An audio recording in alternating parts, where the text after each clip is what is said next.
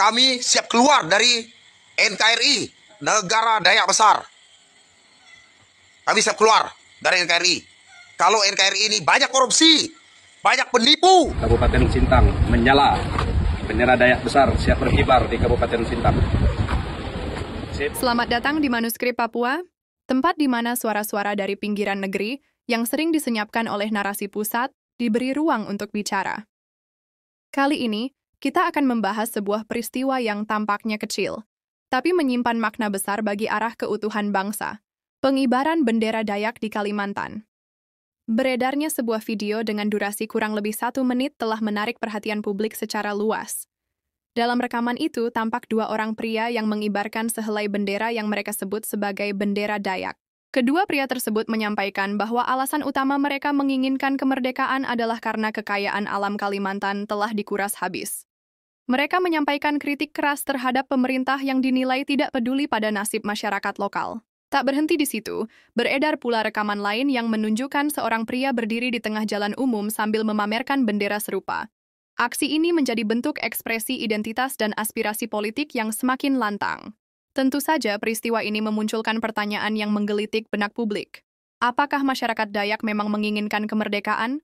Bahkan, banyak pihak mulai membandingkannya dengan Papua, Aceh, dan Maluku, 3 wilayah yang dalam narasi tertentu disebut telah memiliki perwakilan atau bahkan diplomat di forum internasional seperti Perserikatan Bangsa-Bangsa. Maka muncul pertanyaan lanjutan, apakah wilayah-wilayah lain di Indonesia juga akan mulai mengirimkan perwakilan mereka ke panggung internasional? Peristiwa ini tidak bisa diremehkan. Meski skalanya masih kecil dan belum tentu mewakili keseluruhan masyarakat Dayak, namun simbolisme dari pengibaran bendera dan klaim kemerdekaan adalah sinyal jelas bahwa ada keretakan serius dalam konstruksi kebangsaan Indonesia, terutama dalam relasi antara pusat dan daerah. Indonesia selama bertahun-tahun menganut sistem pembangunan yang sangat tersentralisasi. Kekayaan alam di daerah-daerah seperti Kalimantan disedot habis demi kepentingan nasional. Tetapi kenyataannya, infrastruktur di wilayah-wilayah tertinggal tetap terbengkalai. Masyarakat adat tersingkir dari tanah mereka sendiri. Perusahaan besar disambut dengan karpet merah, sementara masyarakat lokal hanya diberikan janji-janji kosong. Pemerintah pusat gagal membaca rasa keadilan yang hidup dalam benak masyarakat lokal. Padahal, masyarakat bukanlah anti terhadap pembangunan. Mereka hanya menolak untuk terus dieksploitasi. Kalimantan adalah tanah leluhur suku Dayak.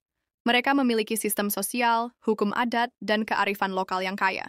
Sayangnya, identitas Dayak sering hanya dijadikan tontonan eksotik, bukan dasar dalam penyusunan kebijakan. Penghormatan terhadap adat sebatas seremoni formal tanpa makna nyata. Negara tidak menyediakan ruang bermakna bagi identitas lokal untuk hidup dalam kehidupan berbangsa. Akibatnya, muncul keinginan untuk berdiri sendiri. Pengibaran bendera bukan lagi sekadar bentuk protes ekonomi, melainkan juga protes terhadap perlakuan terhadap identitas mereka.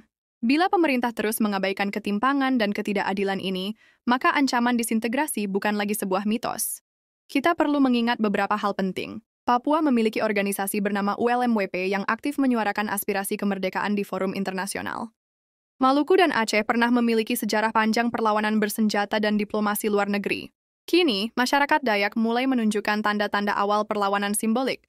Jika pemerintah terus menutup mata, bukan tidak mungkin daerah-daerah lain juga akan mulai membangun narasi internasional mereka sendiri. Di era digital seperti sekarang, diplomasi bawah tanah jauh lebih mudah dijalankan oleh kelompok sipil.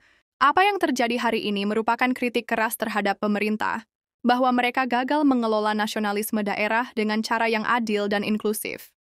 Pertama, pemerintah gagal merangkul aspirasi daerah. Fokus terlalu besar diarahkan pada pembangunan fisik dan investasi, sementara upaya membangun rasa memiliki dari rakyat diabaikan. Kedua, pemerintah terlalu sering menganggap kritik sebagai ancaman. Aspirasi daerah yang muncul justru dibalas dengan pendekatan keamanan yang represif. Hal ini justru memperparah ketegangan dan mendorong perlawanan. Ketiga, pemerintah jarang membuka ruang dialog yang jujur dengan masyarakat adat dan komunitas sipil lokal. Segala hal dibungkus dengan narasi stabilitas nasional dan persatuan semu, padahal luka sosial di daerah terus menganga. Video yang beredar memang hanya berdurasi 1 menit, tetapi pesan yang disampaikan jauh lebih dalam. Ada rasa frustasi, kemarahan, dan kehilangan kepercayaan terhadap negara. Jika pola pendekatan seperti ini tidak segera diubah, bukan tidak mungkin daerah-daerah lain akan mengikuti jejak yang sama. Hari ini bendera Dayak, besok mungkin bendera lain. Dan ketika itu terjadi, persatuan Indonesia tak akan bisa dipertahankan hanya dengan slogan, baliho atau jargon nasionalisme kosong. Terima kasih telah menyaksikan manuskrip Papua, suara dari akar rumput yang selama ini disisihkan. Keadilan harus didengarkan, dari pusat hingga ke pelosok negeri. Sampai jumpa di video berikutnya. Salam hangat dari manuskrip Papua. Ini kawan-kawan, kita mau kibarkan ini. Kita Dayak Merdeka nih. Kita kibarkan bendera Dayak. Sekali Dayak, tetap Dayak. Nah, ini kita naikkan bendera Dayak. Karena pemerintah tidak peduli dengan kita. Apapun, mereka tidak peduli. Inilah kita naik ke bendera Dayak ini ya.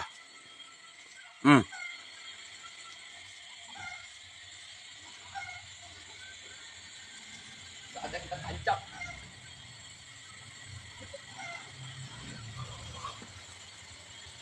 Kalau pemerintah peduli,